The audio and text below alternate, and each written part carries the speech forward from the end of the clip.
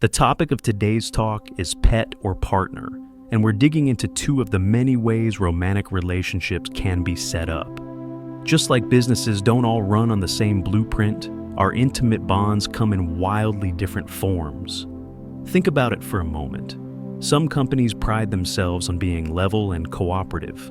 They're community-oriented, flexible, and built around shared input. Others are unapologetically top-down intense, competitive, driven by goals, and unapologetically merit-focused. In those places, people are rewarded for output, and everyone knows that performance comes before personal connection. If that style isn't your cup of tea, no problem. There are plenty of gentler, though usually lower compensation, environments to choose from. No single structure fits everyone, and that's perfectly fine. And the same principle applies to relationships. There isn't one correct format. Every setup has its benefits and drawbacks, and it's up to each person to figure out what truly works for them. You can't mix and match every advantage from every model, just like you can't expect the soft, people-first atmosphere of a flat company and the high-stakes compensation of a strict hierarchy. You can't build a romance without accepting its trade-offs. Today we're looking at two of the most recognizable relational formats, pet and partner, and we'll walk through their upsides and downsides so you can choose the one that fits your nature best. Out of all the possible relational arrangements, these two show up again and again. Pet tends to make people bristle. The word sounds disrespectful to those who prefer partner, assuming partner is always the more dignified term. But that's only true when the label actually matches the dynamics. In reality, partner gets misused far more often. That said, let's start with the pet model. Before you get offended, here's something crucial, for better or worse. People often treat their pets with more tenderness and consistency than they treat their romantic partners. Truly. Think about it. What is a pet? Usually a source of affection, comfort, and uncomplicated joy. People invent silly songs for their pets. They give them an entire dictionary of nicknames. Their phones are overflowing with pictures of their pets, sometimes more than of the humans they love. Above all, they want their pets to feel safe, cherished, and content.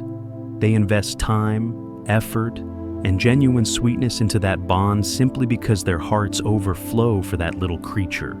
And yes, pets are adorable, but that dynamic also runs on a clear power imbalance.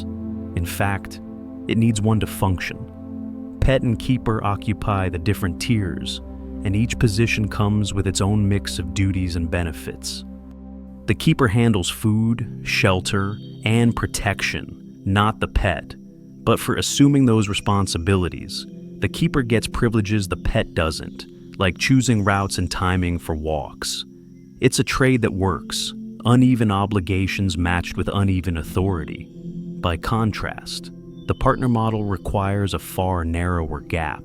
If any at all, partners need to see each other as peers.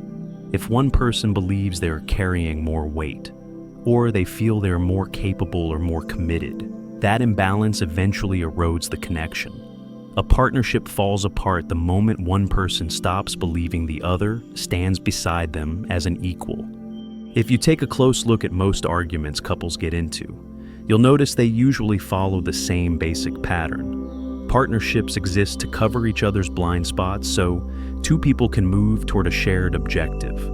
That's why the healthy ones are built on genuine complementarity. One person steps into the CEO role, the other becomes the CFO, because the last thing anyone needs is two CEOs trying to steer the same ship.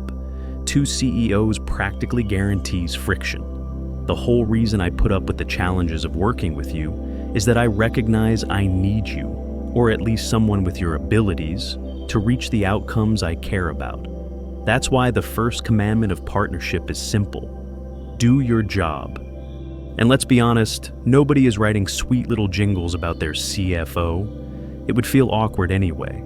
Plus, I'm already juggling my share of responsibilities, and I'm counting on you to shoulder yours. If I end up carrying more weight and generating more value, trouble isn't far behind. This is the part people consistently misunderstand about partnerships. They assume that because they've labeled the relationship a partnership, that automatically makes them equals. They act like equality is granted by the title alone. But when you're dealing with human beings, competence and effort vary enormously. A partnership only functions when both people stand on equal ground. In fact, it works in reverse. They're partners because their competence and effort match, not the other way around. A partnership between unequals simply can't last. I'll emphasize it again. A partnership built on uneven skills or uneven work ethic is doomed from the start. It just won't hold. But inequality doesn't cause problems in a pet-style dynamic. No one expects a pet to work as hard as the keeper, or to have the same abilities. And that doesn't give the keeper license to mistreat the pet. Most keepers adore their pets. They're sources of comfort and affection. Here's the snag. People want both setups at once. They want the perks of being a pet or owning a pet, and at the same time, the perks of a partner or having a partner. That's not how the system works. So, folks have to get real about their nature and their desires. Many people would be perfectly content in a pet-like role, where their needs are handled and the bond is built mostly on emotional warmth. But those people have to accept the inequality that makes that dynamic peaceful. If the pet also wants equal authority and equal say, that person is no longer looking for a keeper. They're asking to be a partner. And that comes with a different set of expectations. Showing up, contributing, and staying accountable. On the flip side, if someone wants a fully balanced arrangement with shared power and they expect indulgence, romance, and pampering, they're not thinking clearly either. When you choose the partner framework, you're choosing co-founder life. You have responsibilities, and I'll remind you of them as long as you're in that seat. And there's no slacking allowed. That's the nature of partnership. Maybe you take one big break a year, but the rest of the time, you're engaged in performing. That's the deal. It also means that if I'm evolving, strengthening my skills, or putting in more effort, you need to grow too. If the gap widens too much, we stop being equals. At that point, instead of having a natural equality, the relationship tries to enforce a fake one, and that never lasts. Both the pet model and the partner model come with clear advantages and drawbacks.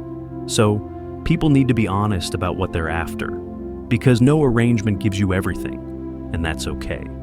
You might discover you don't need everything to be fulfilled. Generally speaking, the bigger the gap in age, status, resources, or capability, the more likely the relationship will naturally slide toward a keeper, pet dynamic. And that can be deeply satisfying for both sides, especially because, ironically, most people treat their pets with more consistent kindness than their partners. Partners come with expectations. Pets usually don't. A pet could have the worst possible accident right in front of the guests, and it still gets scooped up and called my little baby. You see the difference? But when two people share comparable age, standing, and ability, and as long as those remain aligned, you're looking at a partner-style relationship. And that setup isn't for anyone who wants a free ride. You can build a lot together, but it's built on complementary strengths aimed at a mission bigger than either of you. Hope this sheds some light on things. Does any of this resonate with what you've experienced? Drop your thoughts below and share this with someone who might need to hear it. Thanks for tuning in.